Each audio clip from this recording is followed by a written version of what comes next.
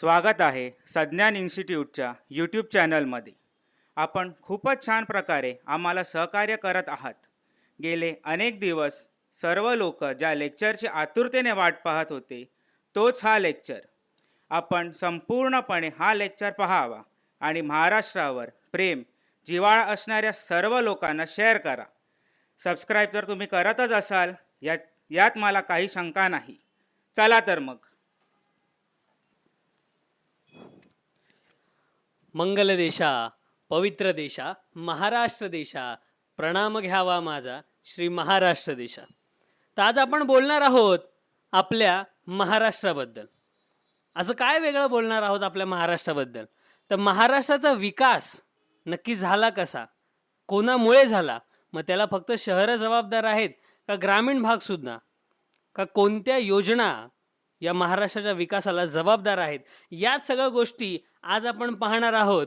तोपर्यंत तुम्ही सबस्क्राईब केलं नसेल तर नक्कीच करा आणि महाराष्ट्रावर प्रेम आणि जिव्हाळा असलेल्या सर्वांना हा व्हिडिओ नक्कीच तुम्ही फॉरवर्ड करा.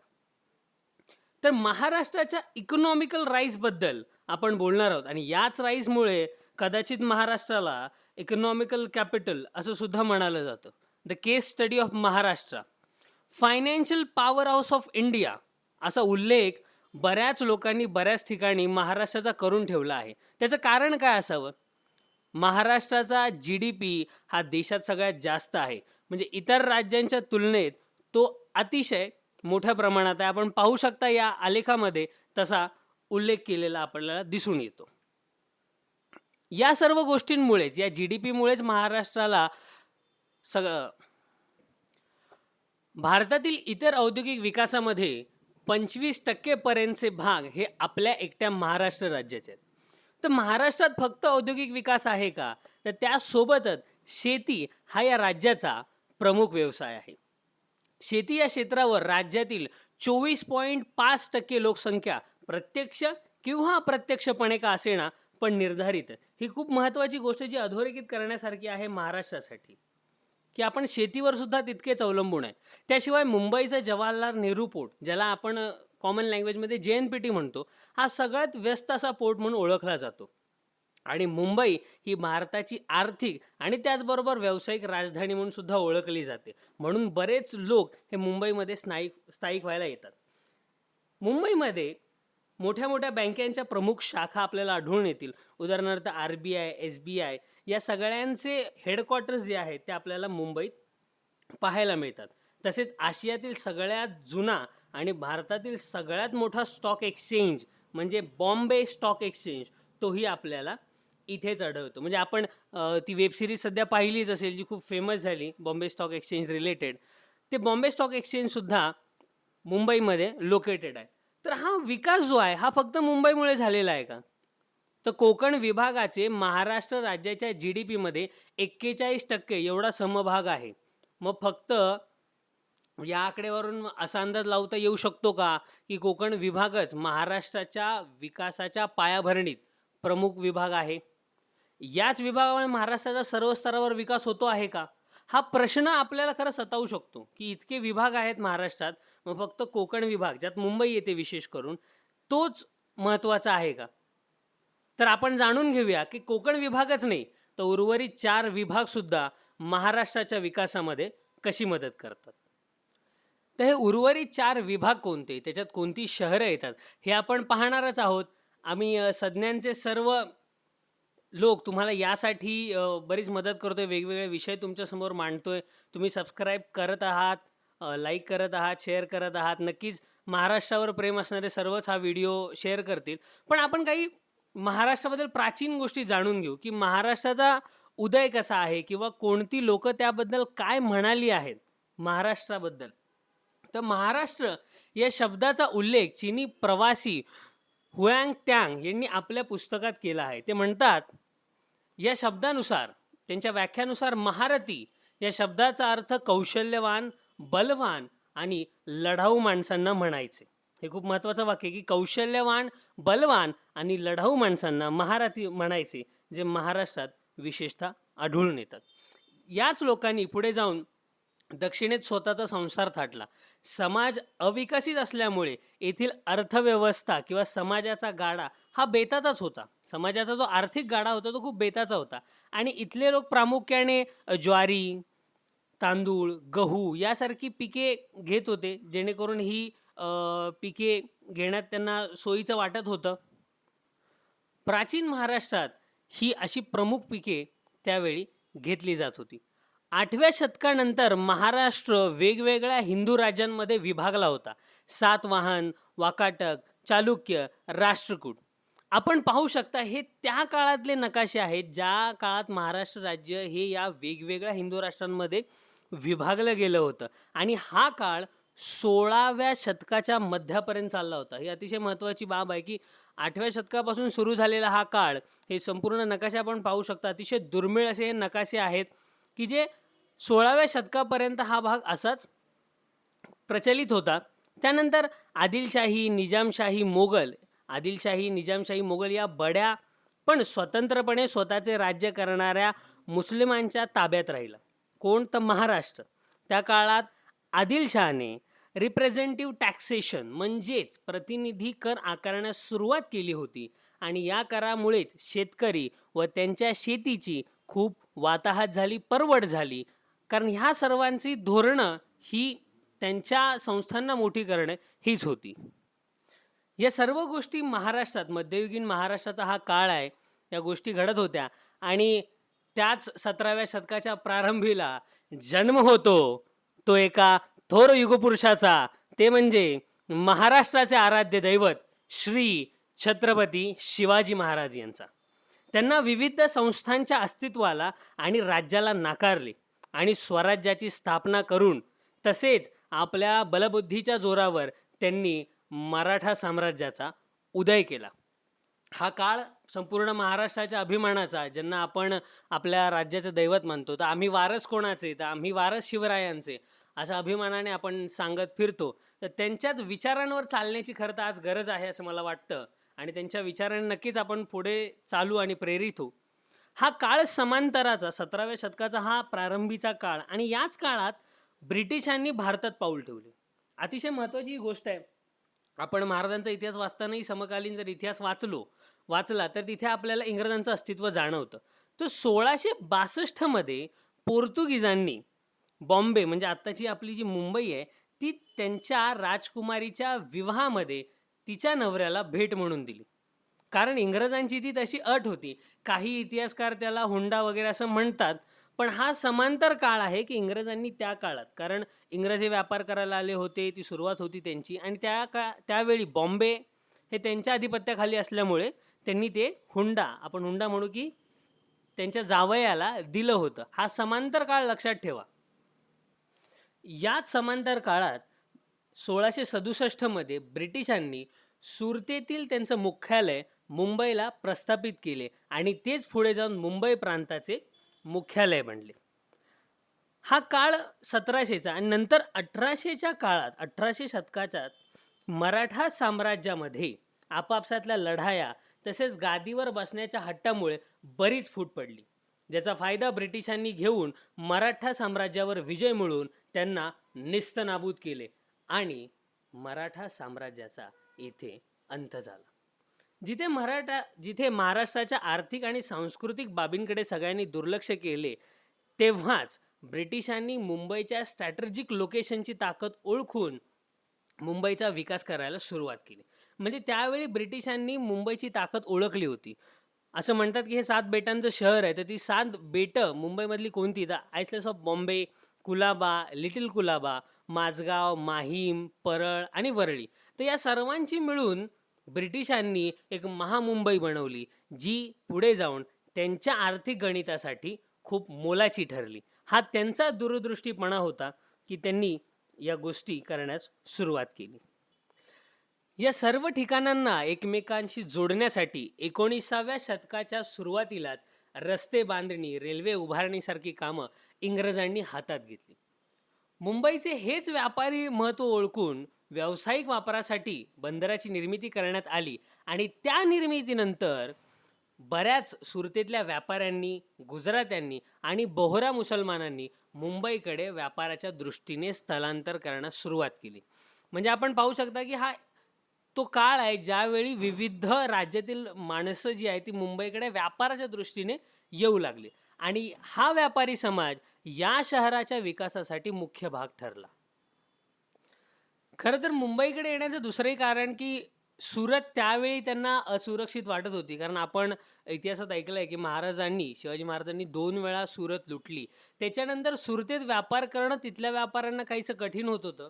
मग त्यानंतरच्या काळात ते निरंतर स्थलांतर करत होते आणि त्यांना मुंबई ही एक स्थैर्याचं ठिकाण वाटलं. आणि त्यावेळी म्हणजे 19व्या शतकाच्या सुरुवातीला हा महाराजांचा काळ खूप जुना असला तरी सुद्धा ते अस्थिरचं वातावरण तोपर्यंत तिथे होतं आणि शेवटी हा समाज इथे आला आणि इथे त्यांना व्यापारासाठी स्थैर्य मिळालं आणि त्या दृष्टीने सुद्धा मुंबईचा एक विकास होत गेला. महाराष्ट्राजवळ स्वतःचा त्या काळात व्यापारी असा संघ किंवा एक जनसमुदाय नव्हता. त्यावेळी व्यापार करण्याकडे मराठी माणसांचा कल हा नव्हता. तो आज काही प्रमाणात डेव्हलप झालेला आहे आणि तो पुढे जास्त होईल अशी आपण आशा करू शकतो. मुंबईचे हे आर्थिक महत्त्व वाढतच होते. मुंबईबरोबर कोलकाता हे ब्रिटिशांचं आर्थिक केंद्र बनत चाललं होतं. अमेरिका त्या काळात ब्रिटिशांना कापूस निर्यात करत होती. म्हणजे तो काळ आपण जो पाहिला तिथे कापूस निर्यातीचा अमेरिका ब्रिटिशांना करत होती. तर अमेरिकेत झालेल्या गृहयुद्धांमुळे तेथील कापसाची निर्यात करायला अमेरिकेला आता अवघड जातो. म्हणजे त्या काळात झालेल्या संघर्षामुळे त्यांना अमेरिकेतून कापूस निर्यात करणं अवघड होत होतं. 1850चा हा काळ आहे आणि त्यावर उपाय म्हणून ब्रिटिशांनी बरार म्हणजे आजचा विदर्भ येथे कापूस लागवड करण्यास सुरुवात केली. म्हणजे आपण पाहू शकतो की आज विदर्भ हा पट्टा कापूस लागवडीसाठी जरी प्रसिद्ध असला तर त्याची सुरुवात 1850 साली ब्रिटिशांनी त्यांच्या फायद्यासाठी केली. आणि त्यावेळी विदर्भाला बरार हा शब्द होता, इंग्रजांचा शब्द होता. त्यामुळे आजच्या विदर्भामध्ये तेव्हापासून कापूस लागवडीला काय आहे तर सुरुवात आहे. त्याआधी बॉम्बे पोर्ट हा कापूस आयातीसाठी या व्यापारासाठी प्रसिद्ध होता जोपर्यंत अमेरिका खूप मोठ्या प्रमाणात कापूस निर्यात करत होती तोपर्यंत. पण जेव्हा विदर्भामध्ये कापूस लागवडीला सुरुवात झाली त्यानंतर बॉम्बे फोर्ट कापूस निर्यातीसाठी सुद्धा प्रसिद्ध झालं आणि इथून खरं कापड उद्योगाला जी आहे ती चालना मिळाली.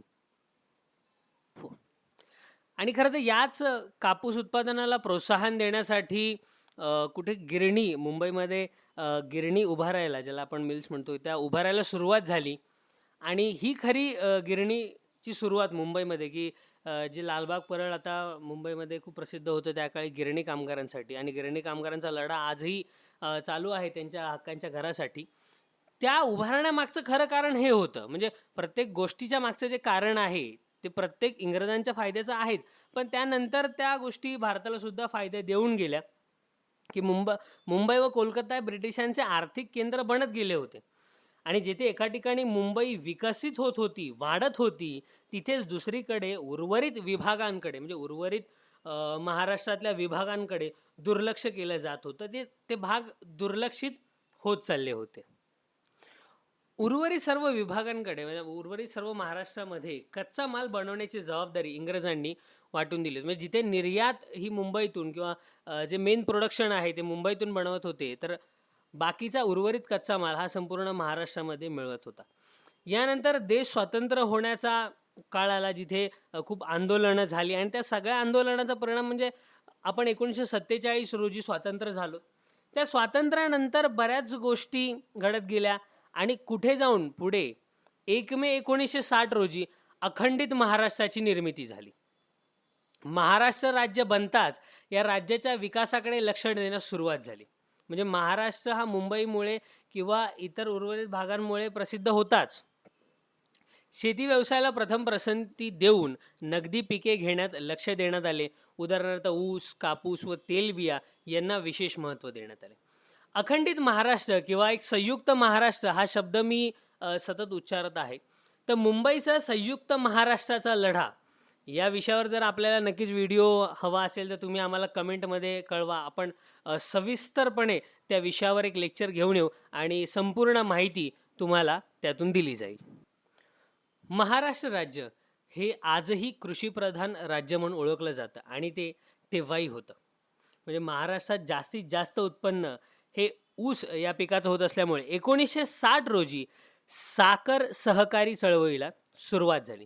आशियामधील प्रथम साखर सहकारी कारखाना हा अहमदनगर जिल्ह्यातील प्रवहार नगरमध्ये बसवण्यात आला आणि या सगळ्याला महत्त्वाची भूमिका असणारे विठ्ठलराव विखे पाटील म्हणजे विठ्ठलराव विखे पाटील हे आज सुजय विखे पाटील यांचे पंजोबा आणि डॉक्टर गाडगीळ यांनी खूप महत्त्वाची भूमिका इथे बजावली. एकूण 173 साखर सहकारी कारखाने आज इथे अस्तित्वात आहेत आणि सुरू आहेत. आज महाराष्ट्र कडधान्यासोबतच ऊस, कापूस, तेलबिया, तंबाखू, हळद या सर्व उत्पादनांमध्ये अग्रेसर आहे. म्हणजे स्पर्धा परीक्षा करणाऱ्या विद्यार्थ्यांनी या गोष्टी लक्षात ठेवल्या पाहिजेत की ऊस, कापूस, तेलबिया, तंबाखू, हळद या सर्व उत्पादनांमध्ये आज महाराष्ट्र अग्रेसर आहे. त्याची निर्यात खूप मोठ्या प्रमाणावर आपल्या देशातून केली जाते, महाराष्ट्र या राज्यातून केली जाते. 173 साखर कारखान्यांचा पूर्ण महाराष्ट्राला असलेल्या अनुभवातून त्याच काळात दूध, कापूस आणि खत उत्पादन करणाऱ्या अनेक सहकारी संस्था उदयास आल्या आणि ज्या आज खूप अभिमानाने त्यांचा व्यवसाय करत आहेत.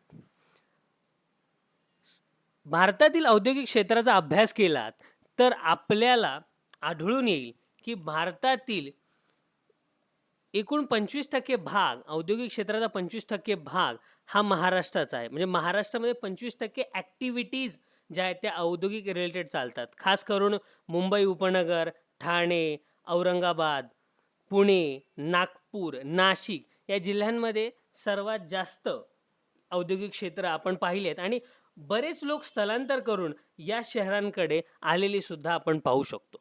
औद्योगिक क्षेत्राच्या कामगिरीनंतर सेवा क्षेत्रामध्ये सुद्धा भारताच्या आणि विशेषतः महाराष्ट्राच्या आर्थिक विकासात मोलाची कामगिरी बजावलेली आहे सेवा क्षेत्राने.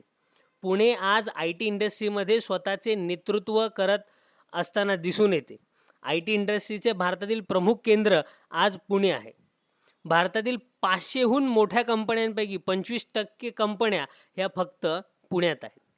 त्यानंतर अनेक BPO म्हणजे मास मीडिया किंवा जनसंपर्क केंद्र ज्यांना आपण म्हणतो, तशाच विविध भागातील पोशाख आणि टुरिझम हे क्षेत्र मोठ्या प्रमाणात महाराष्ट्रात कार्यरत आहे.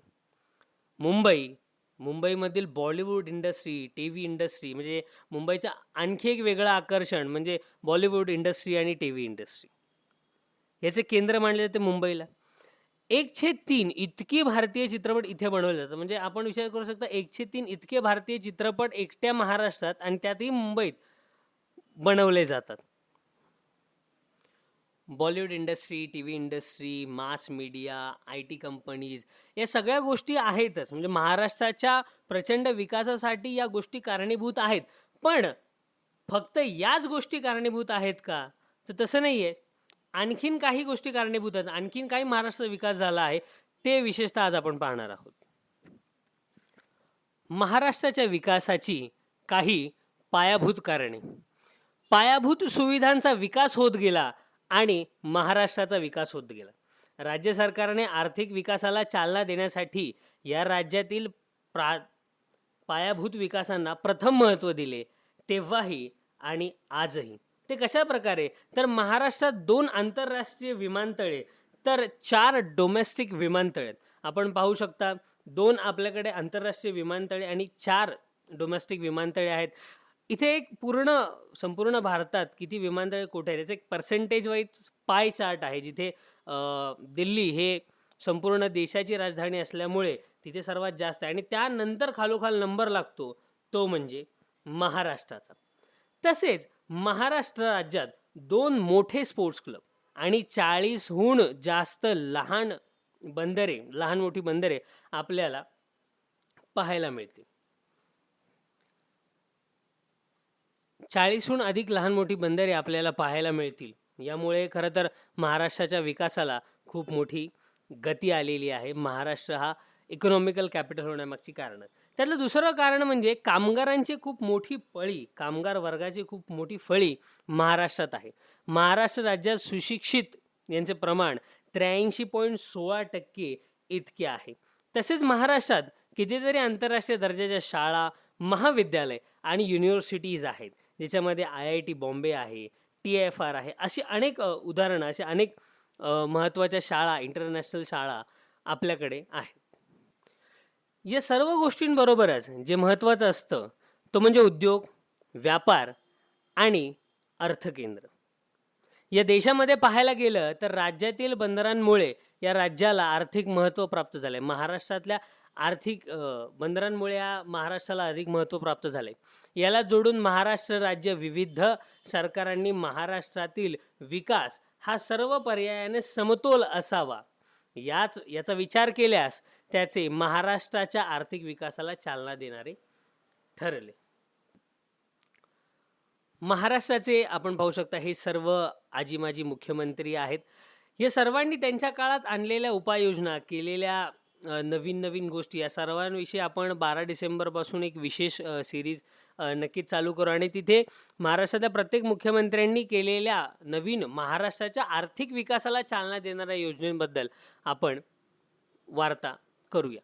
या सर्व गोष्टींनंतर आपण खरं तर जाणून घेतलं पाहिजे की महाराष्ट्राच्या प्रत्येक विभागाने महाराष्ट्राच्या प्रगतीमध्ये कसे आणि कशा प्रकारची मोलाची भूमिका निभावली आहे.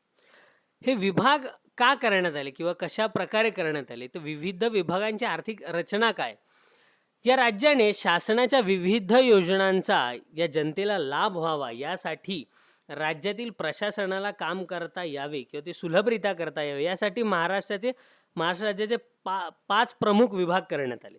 या 5 विभागांची आपण सविस्तर माहिती घेणार आहोत. आपण या एक नकाशामध्ये पाहू शकता की ती राजधानी आपण तिथे नमूद केलेली आहे. कोणती राजधानी आहे हे स्पर्धा परीक्षेसाठी खूप महत्त्वाचं आहे. हा नकाशा त्यांनी नीट पाहून घ्यावा. एकूण 5 विभाग करण्यात आले. त्यातला पहिला विभाग आपण विभागवारी बघूया. तर पहिला विभाग आहे कोकण विभाग. या विभागात आपल्याला एकूण 6 जिल्हे आढळून येतील. आपण इथे नकाशा सुद्धा पाहू शकता. या 6 जिल्ह्यांमध्ये प्रथम मुंबई, ठाणे, रायगड, रत्नागिरी, सिंधुदुर्ग आणि महाराष्ट्रातील नवा जिल्हा तो म्हणजे पालघर या सर्वांचा कोकण विभागात समावेश होतो.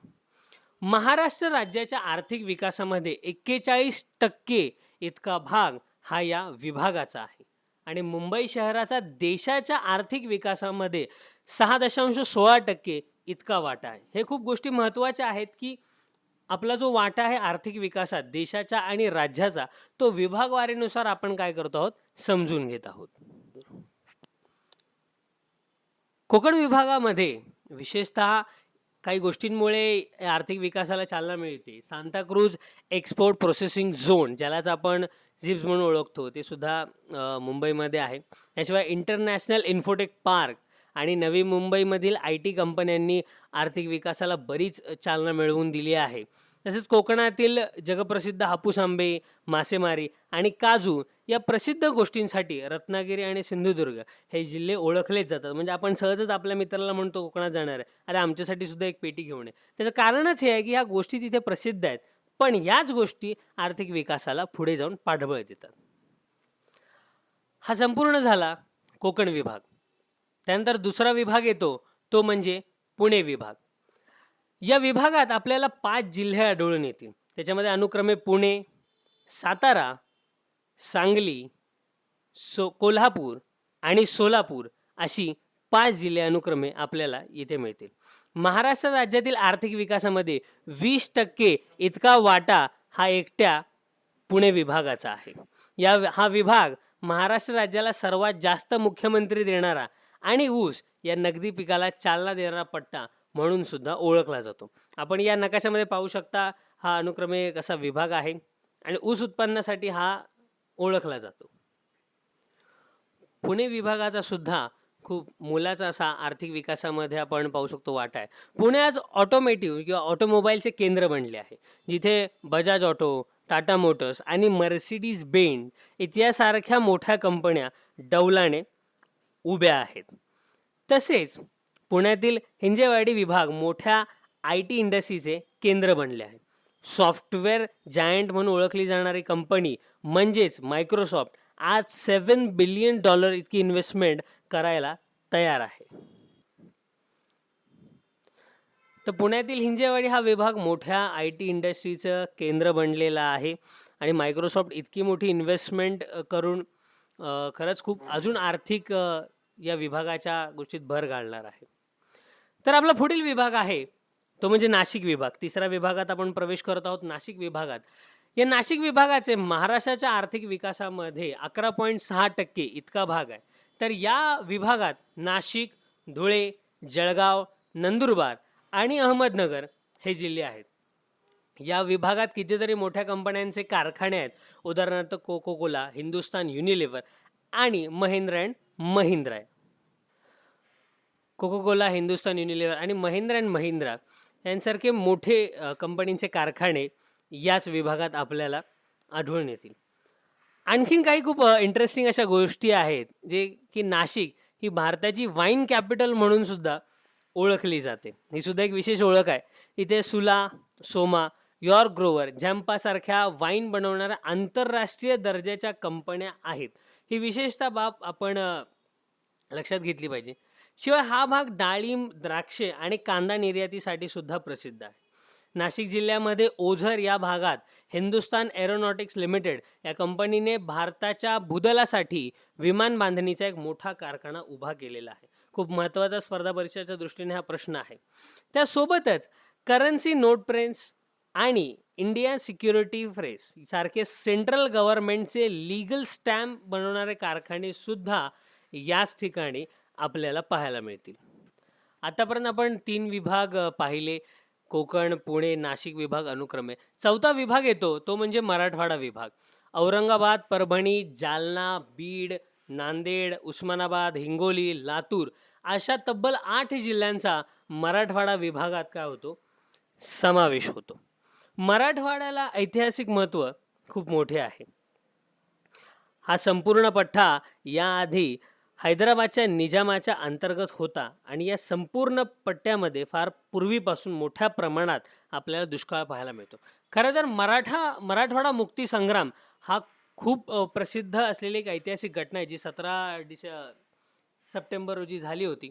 आपल्याला याबद्दल सुद्धा अधिक माहिती हवी असेल तर नक्कीच तुम्ही आम्हाला कमेंट करा. आपण याबद्दल सविस्तर एक लेक्चर बनवून अपलोड करू. विशेष असा मराठा मुक्ती संग्राम असं पण त्याला नाव देऊ शकतो. फार पूर्वीपासूनच हा काळ दुष्काळग्रस्त आहे किंवा दुष्काळग्रस्त म्हणून घोषित केलेला आहे. दुष्काळग्रस्त भाग म्हणून त्याला त्याही वेळी घोषित केला होता. आजही काही प्रमाणात तिथे आपल्याला दुष्काळ पाहायला मिळतो. तरीही औरंगाबाद जिल्ह्यात रेशीम आणि कापड उद्योग खूप मोठा आहे किंवा खूप प्रसिद्ध यासाठी सुद्धा आहे. शिवाय तिथे कडधान्य, तेलबिया, कापूस, सोयाबीन यासारखी नगदी पिके जी आहेत ती घेतली जातात. म्हणजे किती जरी दुष्काळी भाग असला तरी या काही ज्या गोष्टी आहेत त्या तिथे मुबलक प्रमाणात आपल्याला पाहायला मिळतात. पावसाचे प्रमाण जरी कमी असले तरी कडधान्य, तेलबिया, कापूस, सोयाबीन हा तिथे महत्त्वाचा असा पिकं आहेत आणि ही नगदी पिके घेण्यावर तिथे भर असतो. अनुक्रमे 4ही विभाग आपण पाहिल्यानंतर आपण 5 विभागामध्ये जे महाराष्ट्राला विभागलं गेलं होतं किंवा आजही प्रशासनाच्या सुविधेसाठी त्यातला 5वा विभाग आहे तो म्हणजे विदर्भ विभाग. या विभागात अमरावती, नागपूर, चंद्रपूर आणि गडचिरोली हे जिल्हे येतात. या विभागाचा महाराष्ट्राच्या आर्थिक विकासामध्ये आणि जडणघडणीमध्ये 14.6% इतके प्रमाण आहे. विदर्भ विभागामध्ये या जिल्ह्यामध्ये कडधान्य, ज्वारी, कापूस आणि सोयाबीनचे पीक हे प्रामुख्याने घेतले जाते. गडचिरोलीचा काही भाग हा नक्षलग्रस्त असल्यामुळे तेथे पोलीस आणि नक्षलवाद्यांमध्ये नेहमी वाद होताना आपल्याला पाहिलेले आहेत. आपल्याला दिसून येतं की तिथे सतत नक्षलवादी आणि पोलीस या गटांमध्ये काही ना काही गोष्टी या घडत असतात. या गोष्टी सतत आपल्या कानावर पडत आलेल्या आहेत किंवा पडत आहेत. तसेच नागपूरमध्ये इंटरनॅशनल कार्गो प्रोजेक्ट मिहानचे भूमिपूजन झाले आहे. मिहानच्या मदतीने आपण दक्षिण पूर्व आशिया आणि मध्य एशियामध्ये आपण संपर्क साधू शकतो. या प्रोजेक्टसाठी $100 बिलियन अंतर्गत स्पेशल इकॉनॉमिक झोनसाठी मोठ्या IT कंपन्यांना कॉन्ट्रॅक्ट दिले गेले आहे. या प्रोजेक्टला भारतातील सर्वात मोठा विकसित होणारा प्रकल्प म्हणून पाहिले जाते. विशेष गोष्ट ही आपण मला तर वाटतं लिहून ठेवावी की एक मोठा प्रोजेक्ट, भारतातील सर्वात मोठा प्रोजेक्ट अशी याची उल्लेख आहे. तर नागपूर हे आपल्याला माहिती आहे संत्री उत्पादनासाठी किती प्रसिद्ध आहे. आपण इथली संत्री बर्फी नक्कीच खाल्ली असेल, नसेल खाल्ली तर आपण खावी अशी माझी इच्छा आहे. कारण ती खूप फेमस आहे. तसेच चंद्रपूर येथे अणुभट्टीपासून तयार होणाऱ्या विजेसाठी आणि कोळशासाठी ते काय आहे, चंद्रपूर तिथे प्रसिद्ध आहे. अशा पद्धतीने आपण 5 विभाग पाहिले: कोकण, पुणे, नाशिक, मराठवाडा आणि विदर्भ. विकास हा जितका आवडतो आपल्याला, की विकास व्हावा असं वाटतं, या सगळ्या विभागांमध्ये विकास तर होत आहे, पण त्यासोबतच महाराष्ट्र खूप मोठ्या समस्यांना सुद्धा तोंड देत आहे. तर या समस्या सुद्धा पर्यायाने आपण जाणून घेणं आणि एक सुजाण नागरिक म्हणून त्याच्यावर काम करणं गरजेचं आहे. विकास होत असताना काही गोष्टी या घडत जातात आणि महाराष्ट्रातल्या समस्या काय आहेत, त्या कशा वाढत गेल्या याबद्दल आपण बोलत आहोत. महाराष्ट्रावर वाढत चाललेला कर्जाचा डोंगर, म्हणजे जितका विकास तितके आपल्याला पैसे उभे करावे लागतात आणि ते राज्य सरकार, केंद्र सरकारच्या मदतीने विविध गोष्टीतून उभे करत असतात. तर महाराष्ट्र भारतातील सर्वात मोठे कर्जबाजारी राज्य आहे. 2020 दरम्यान महाराष्ट्रावर 5,00,000 करोड इतक्या मोठ्या रकमेचे कर्ज आहे. याचाच प्रत्यक्ष परिणाम महाराष्ट्राच्या विकासाला बसलेल्या फटक्यात झाला आणि त्यामुळे महाराष्ट्रामध्ये बेरोजगारीचे प्रमाण सुद्धा वाढत गेले. महाराष्ट्रात फक्त इतकी समस्या आहे का, म्हणजे कर्जाची समस्याच आहे का? तर महाराष्ट्रातील शेती व्यवसाय संबंधीच्याही खूप प्रकर्षाने जाणवलेल्या समस्या आहेत. महाराष्ट्राच्या पूर्वेकडील भागाला लागूनच पश्चिम घाट चालू होतो. सह्याद्रीच्या डोंगरांमुळे महाराष्ट्राच्या कोकण किनारपट्टीवर पाऊस झाला तरी डोंगरांच्या अडथळ्यामुळे मराठवाडा भाग दुष्काळग्रस्तच राहतो आणि या विभागात शेतकऱ्यांच्या आत्महत्येचे प्रमाण प्रचंड आहे, ज्यामुळे पूर्व किनारपट्टीवर येऊन थांबतात.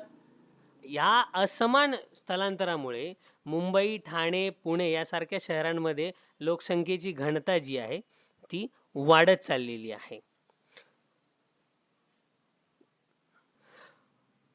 पूर्व किनारपट्टीवर येऊन ही माणसं थांबतात आणि पुढे जाऊन ते मुंबई, ठाणे, पुणे यासारख्या शहरांमध्ये स्थलांतरित होतात आणि आज आपण पाहू शकता की तिथे लोकसंख्या जी आहे या शहरांमध्ये जी वाढत चालली आहे.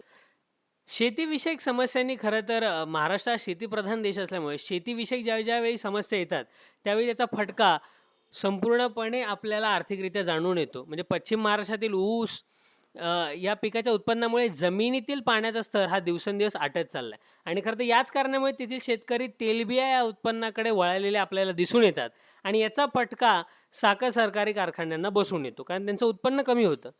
ऊस उत्पन्न कमी झाल्यामुळे बऱ्याच साखर सहकारी कारखान्यांना टाळे लागलेले दिसतात आणि त्यांच्यावरील कर्ज जे आहे ते दिवसेंदिवस वाढत चाललेलं आहे. कारण इतके 173 कारखाने, त्यातले आज बरेचसेच कारखाने बंद आहेत आणि ऊसाचं उत्पन्न जितकं कमी तितकं साखर कारखान्यांना जाणारा माल कमी आणि त्याच्यामुळे हे पूर्ण चक्र जे आहे ते वाढत चाललेलं आहे कर्जाचं आपल्या राज्यावर. या सर्वांचं प्रमाण दिवसेंदिवस खरं तर वाढत चाललं आहे आणि याचा परिणाम असा होतो की महाराष्ट्रातील मुंबई, ठाणे, पुणे यासारख्या शहरांमध्ये महाराष्ट्राच्या आर्थिक विकासाच्या जडणघडणीमध्ये 50% जास्त मदत करताना आपल्याला दिसून येते. तर दुसरीकडे नागपूरसारखी प्रसिद्ध शहरे फक्त 5% महाराष्ट्राच्या विकासात मदत करताना दिसून येतात. यालाच खरं तर आपण प्रादेशिक असमानता म्हणू शकतो आणि हीच खरी प्रादेशिक असमानता आहे. त्यामुळे विदर्भ आणि विदर्भातील बऱ्याच जनतेकडून महाराष्ट्रातून विदर्भ वेगळा व्हावा अशी मागणी दिवसेंदिवस होताना आपल्याला दिसत आहे. आणि नागपूरबाबत विशेष म्हणजे नागपूर ही महाराष्ट्राची उपराजधानी आहे आणि तशीच ती उन्हाळी राजधानी सुद्धा आहे. म्हणजे उपराजधानी ती अशा वेळी आणि उन्हाळ्यात ती मात्र मुख्य राजधानी असते. या सर्व कारणांमुळे मुंबई, पुण्यासारख्या शहरांमध्ये माणसांना उभे राहायला सुद्धा जागा नाही आणि इथली स्थलांतराची संख्या दिवसेंदिवस वाढत चाललेली आहे. याचा फटका या शहरात राहणाऱ्या लोकांना बसत आहे, जसे की रोजगार समस्या, पाणी पुरवठ्याची समस्या, प्रदूषणाची समस्या व जमिनीचे भाव गगनाला भिडले आहेत. या शहरात या प्रमुख समस्या आढळतात. महाराष्ट्रामध्ये बेरोजगारीची टक्केवारी 5.6 या टक्क्याहूनही जास्त आहे आणि या समस्येच्या निवारणासाठी महाराष्ट्र राज्याने वेगवेगळ्या पातळीवर प्रयत्न केलेले आहेत. राज्य सरकार याच्यावर उपाययोजना करताना दिसत आहे, पण हे जे बेरोजगारीचे प्रमाण वाढलेलं आहे 5.6, त्याच्यामुळे मराठा आरक्षणाची मागणी याच बेरोजगारीच्या समस्येतून आणि शेतकऱ्यांना त्यांच्या पिकाला न मिळालेल्या भाव वाढीतून वर येताना आपल्याला दिसून येते. या सर्व समस्यावर राज्य सरकार या नात्याने त्यांना महाराष्ट्रात जे कोणी सरकार असेल त्यांना वेगवेगळ्या पातळीवर प्रयत्न करणं गरजेचं आहे. आणि यासाठी राज्य सरकार प्रयत्न करत आहे. प्रादेशिक समानता विकसित आणि वाढवायची असेल तर विदर्भ आणि मराठवाडा या 2 विभागांवर राज्य सरकारने लक्ष द्यायला सुरुवात केली आहे. नागपूर शहर हे मुंबई पुण्यानंतर सर्वात जास्त पटीने विकसित होणारे शहर म्हणून उदयास येत आहे. महाराष्ट्र कृषी उद्योग विकास मंडळांनी फळ उत्पादन क्षमता वाढवण्यासाठी नागपूर ऑरेंज ग्रॉवर्स असोसिएशनने 4,950 मेट्रिक टन विकसित करणाऱ्या संस्थानांची स्थापना केली आहे.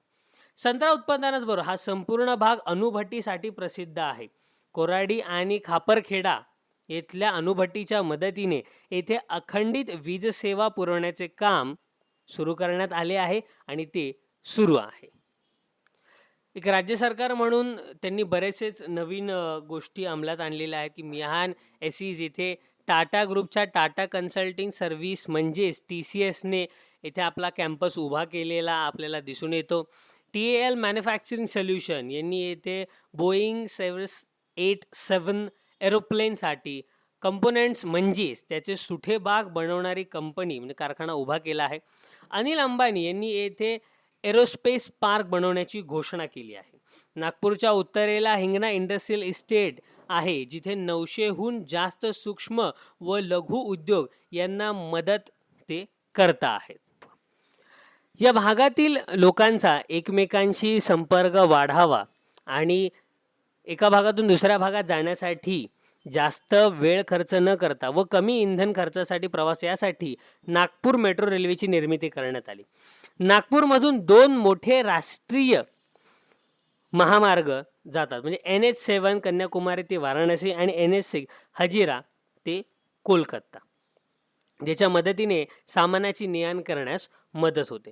नागपूरमधील नागपूर एअरपोर्ट हे भारतातील पहिले एअरपोर्ट ज्याला ISO 27000चे प्रमाणपत्रासोबतच जगातील एकमेव विमानतळ आहे ज्याला एअर नॅव्हिगेशन सर्व्हिस प्रोव्हायडरचे प्रमाणपत्र मिळालेले आहे.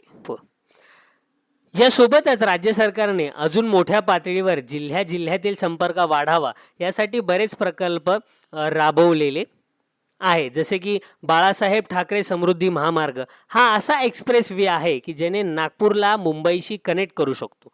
हा एक्सप्रेस हायवे 10 जिल्ह्यातून पार होऊन भारतातल्या सगळ्यात मोठ्या बंदराच्या म्हणजे JNPTला शेवट करतो, ज्यामुळे महाराष्ट्राच्या एका टोकाकडून दुसऱ्या टोकापर्यंत आपल्याला सोप्या पद्धतीने सामानाचे ने-आण करू शकतो आणि तेथूनच बॉम्बे पोर्ट आणि JNPT मार्फत सामानाला आपण विदेशात पाठवू शकतो. मुंबईहून ट्रान्स हार्बर लिंक मार्फत मुंबईला नवी मुंबईशी आपण कनेक्ट करू शकतो. Mumbai Ahmedabad high speed rail प्रोजेक्टला आरंभ झालेला आहे. जपान देशाच्या मदतीने आपण भारतीय पहिली बुलेट ट्रेनच्या मार्गावर धावणार आहोत. हा असा काहीतरी एक त्याचा प्रस्तावित मार्ग आहे ज्या मार्गाने ही बुलेट ट्रेन जी भारतात येऊ घातली आहे ती जाणार आहे. तशी प्रस्तावित बुलेट ट्रेन होण्याच्या मार्गावर आहे.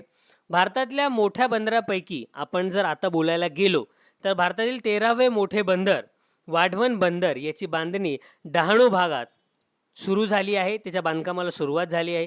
या बंदराच्या मदतीने JNPTतील बंदरावरील ट्रॅफिक कमी होण्याची शक्यता आहे. या बंदरामुळे भारताचा जगातील सर्वोत्कृष्ट 10 कंटेनर बंदरामध्ये समावेश होण्याची शक्यता आहे. महाराष्ट्र राज्यातील शेती व्यवसायाला वाढवण्यासाठी आणि आंतरराष्ट्रीय पातळीवर महाराष्ट्र राज्यातील पिकांना मागणी यावी यासाठी भारतातील पहिला ॲग्रो एक्सप्रेस हसी लिमिटेशन सेंटर पुण्यामध्ये उभा केला आहे आणि याचे मुख्य उद्देश आहे की या सेंटरमधून $60 बिलियन एक्सपोर्ट 2022 पर्यंत आपण करू शकतो. यासोबतच केंद्र सरकारच्या मेक इन इंडिया प्रकल्पासारखाच मेक इन महाराष्ट्र प्रकल्प उभारणार आहोत. या जाहिरातीने FDI आणि बिझनेस करण्यास चालना मिळणार आहे. यासाठीच कमर्शियल कोर्ट सिंगल विंडो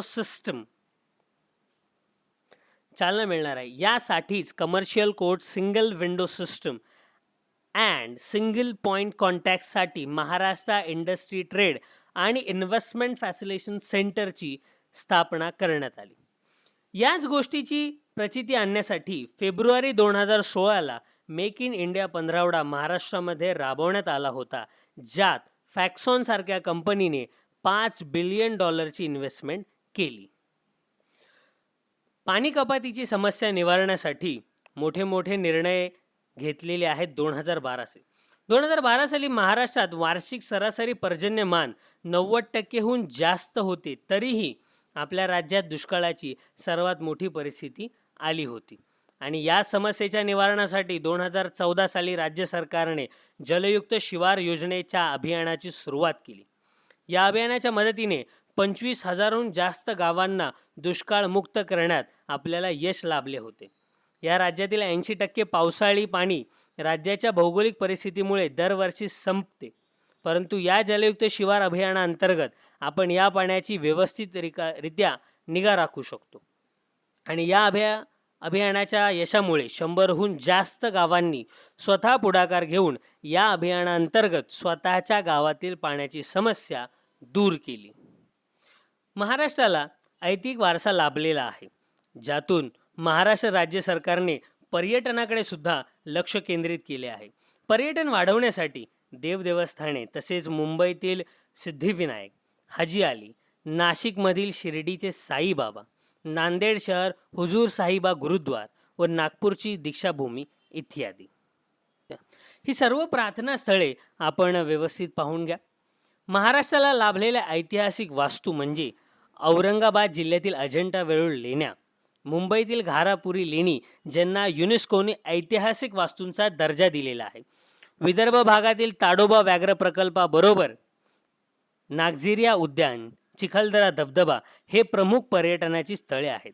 राज्य सरकारने पर्यटन व्यवसायाला चालना देण्यासाठी महाराष्ट्र अनलिमिटेड या अभियानाला सुरुवात केली आहे. या अभियानामुळे मुंबई लोणावळा पुणे मुंबई व मुंबई इगतपुरी नाशिक हा भाग विकसित केला जाईल. सोबतच ऐतिहासिक वास्तूचा दर्जा जपण्यासाठी मुंबईतील छत्रपती शिवाजी महाराज टर्मिनल्स आणि छत्रपती शिवाजी महाराजांच्या किल्ल्यांचे जतन व संवर्धन केले जाणार आहे. विशेष पर्यटन झोनसाठी नागपूर, औरंगाबाद व सिंधुदुर्ग या 3 जिल्ह्यांवर प्रमुख भर देण्यात येणार आहे. आतापर्यंत सरकारने या नवीन वेगवेगळ्या केलेल्या योजना बघितल्यानंतर महाराष्ट्र राज्याची भविष्यातील सांस्कृतिक वाटचाल, सामाजिक जडणघडण व आर्थिक घडामोडी कशा असतील याचा आपण आढावा घेऊ. सगळ्यात आधी आपण विचार करत आहोत शेती संबंधीचा. मित्रमैत्रिणींनो, आजही महाराष्ट्रातील 52%हून जास्त नागरिक खेड्यापाड्यात राहतात व त्यातील 25% हे स्वतः शेती करतात, तर 27% नागरिक आजही शेतमजूर म्हणून काम करत आहेत. आपल्याला शेती व्यवसाय वाढवायचा असेल व त्यातून आर्थिक विकास साधायचा असेल तर शेतमजूर कामगारांच्या आरोग्यावर लक्ष केंद्रित करायला हवे. यासाठी जिल्हानिहाय लघुकुशल कामगार या मॉडेलची गरज आहे, ज्याच्या मदतीने स्थानिक गरजा व त्यातील असलेल्या समस्या यांचे निवारण करू शकतो. शेतमजुरांच्या लहान शेत जमिनी एकत्र आणून ग्रुप ग्रामपंचायतीप्रमाणेच ग्रुप शेती व्यवसाय करणं गरजेचं आहे. याला कृषी बाजार समितीशी जोडून बाजार करू शकतो. शेतकऱ्यांना शेती उत्पादन संघटनेच्या अंतर्गत अन्न उत्पादन कारखान्यामध्ये यांची लिंक लावून शेती अर्थव्यवस्था उभारू शकतो. सगळ्यात महत्त्वाचा आणि मुख्य असा विषय तो साखर सहकारी कारखान्यांचा. मागे सांगितल्याप्रमाणे अहमदनगरमधील रावणानगरमध्ये आशियातील सर्वात मोठी साखर सहकारी संस्था उभी केली. या साखर सहकारी कारखान्यांची छोट्या शेतकरी यांना त्यांच्या ऊसवाढीचा मोबदला मिळू लागला आणि त्याचाच फायदा संपूर्ण महाराष्ट्राच्या विविध भागांमध्ये साखर सहकारी संस्थांच्या मार्फत दिसून आला. परंतु काळानुसार कमी ऊस उत्पादन, वाढीव खर्च आणि राजकीय हस्तक्षेपामुळे बरेच साखर कारखाने आज कर्जात बुडालेले आहेत. आता या कारखान्यांना पुन्हा उभारी देण्यासाठी सुसंस्कृतिक कारखान्यांसाठी आणि त्यातील दोष दूर करण्याची गरज आहे. ऊस या नगदी पिकाला इथेनॉल बनवण्यासाठी वापर होऊ शकतो आणि त्यातून शेतकऱ्यांना वाढीव भत्ताही मिळू शकतो. याचे कोणाला पेट्रोल किंवा डिझेल सोबत मिसळल्याने भारत देशाची तेल आयातीवरील निर्भरता कमी होऊ शकते. या एका धोरणामुळे साखर सहकारी संस्थांना पुन्हा उभारी मिळू शकते. या सर्व संस्थांना पुन्हा उभारी देण्याची गरज आहे. आणि त्यानंतर अतिशय महत्त्वाचा विषय तो म्हणजे स्टार्टअप इकोसिस्टम. स्टार्टअप इकोसिस्टम महाराष्ट्रात पहिल्यापासून देशाची उद्योगनगरी बनलेली आहे. महाराष्ट्र राज्यामध्ये उद्योग निर्मिती तयार करून आपण महाराष्ट्राची आर्थिक जडणघडण वेगवान करू शकतो. Department of industrial policy and प्रमोशननुसार महाराष्ट्रामध्ये 2787 नवउद्योगांनी नोंदणी केली होती व संपूर्ण देशामध्ये हा सगळ्यात जास्तचा आकडा आहे. परंतु याचा एक तोटा असा की यातील बरेच नवउद्योग हे मुंबई, ठाणे, पुणे या जिल्ह्यापुरतेच मर्यादित आहेत. आता हीच वेळ आहे या इकोसिस्टम संपूर्ण महाराष्ट्रामध्ये वाढवण्याची किंवा आपण ती वाढवू शकतो. जसे की नागपूर, नाशिक, औरंगाबाद, पुणे हे महत्त्वाचे उद्योग केंद्र बनवू शकतात आणि या नव उद्योग केंद्रामुळे त्या त्या भागातील जनतेला आर्थिक सुबत्ता लागू शकते, जे राज्याच्या आर्थिक वाटचालीला फायदेशीर ठरणार आहे. या संपूर्ण समस्या, या संपूर्ण त्याच्यावर योजलेला उपाययोजना या सर्वांवर एक निष्कर्ष काय निघू शकतो, तर कन्क्लुजन काय? आता आपण पाहिलं की कोकण विभागासोबतच महाराष्ट्र राज्यासाठी वेगवेगळ्या भागाचे किती महत्त्व आहे आणि त्याचं संपूर्ण राज्य म्हणून, महाराष्ट्र राज्य म्हणून आर्थिक जडणघडीमध्ये किती महत्त्वाची भूमिका आहे ही आताची वेळ आहे.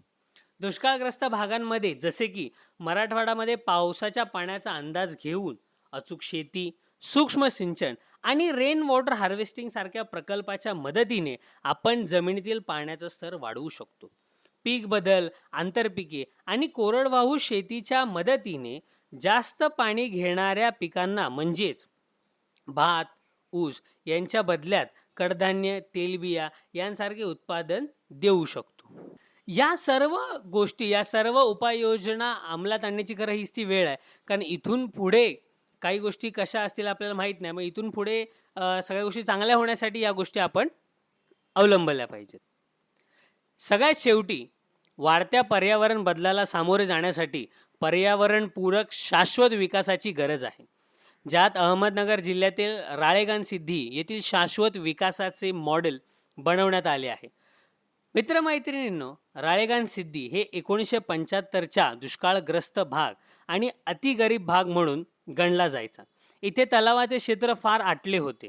या कारणामुळे लोकांचे मरण इथला गंभीर विषय होता आणि याच समस्येला सामोरे गेले होते ते अण्णा हजारे यांनी गांधीजींच्या ग्राम विकास विचारांना पुढे आणून गावकऱ्यांना तलाव दुरुस्त करण्यासाठी तसेच पाण्याचे योग्य नियोजन करण्यासाठी व पाण्याचे डागडुजी म्हणजे तलावाची डागडुजी करण्यासाठी मजूर देण्याचे आवाहन केले. यासोबतच वृक्षारोपण, लघु कालवे प्रकल्पांना सुरुवात केली. बघता बघता या गावातील पाण्याची पातळी वाढून यासोबतच पर्यावरणाचा विचार करता सौर ऊर्जा, बायोगॅस निर्मिती करणारे प्लांट्स बनवण्यात आले. आज हा संपूर्ण प्रकल्प शाश्वत विकासाचा एक उत्तम नमुना म्हणून आपल्यासमोर आहे. जागतिक बँकेने या प्रकल्पाची स्तुती करून सांगितले की नैसर्गिक घटकांचा वापर करत आपण स्थानिक अर्थव्यवस्था कशी वाढवू शकतो याचे उत्तम उदाहरण अण्णा हजारे यांच्या राळेगणसिद्धी गावाचे आहे.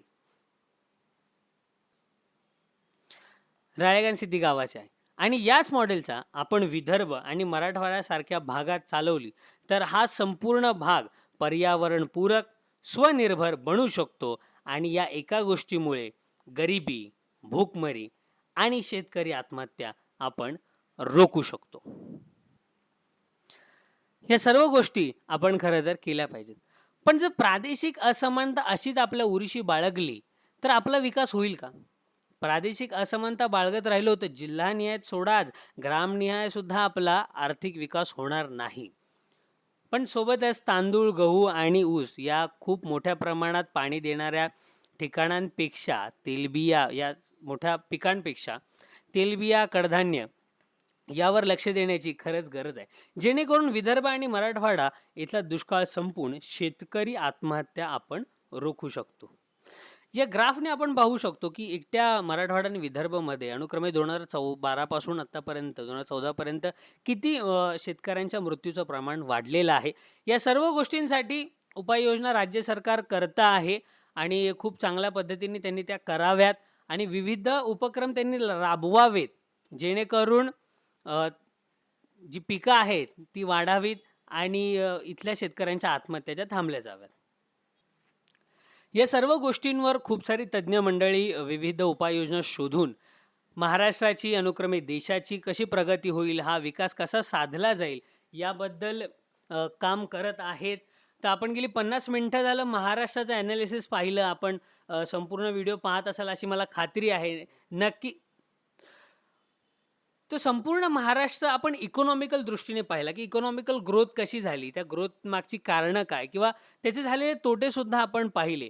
त्या तोट्यांवर होणाऱ्या उपाययोजना ज्या सरकारकडून राबवल्या जातील किंवा जाव्यात, हे संपूर्ण आपण हा व्हिडिओ पाहिलात. 50 मिनिटं आपण सज्ञांसोबत आहात, याचं खूप आम्हाला खरं तर विशेष आहे. आणि आमच्यासाठी खूप आनंदाची गोष्ट म्हणजे सज्ञान इन्स्टिट्यूटच्या राज्यसेवेचा फॉर्म कसा भरावा, प्रोफाईल क्रिएट कशी करावी, या व्हिडिओला सर्वांनी खूप मनापासून प्रेम दिलं.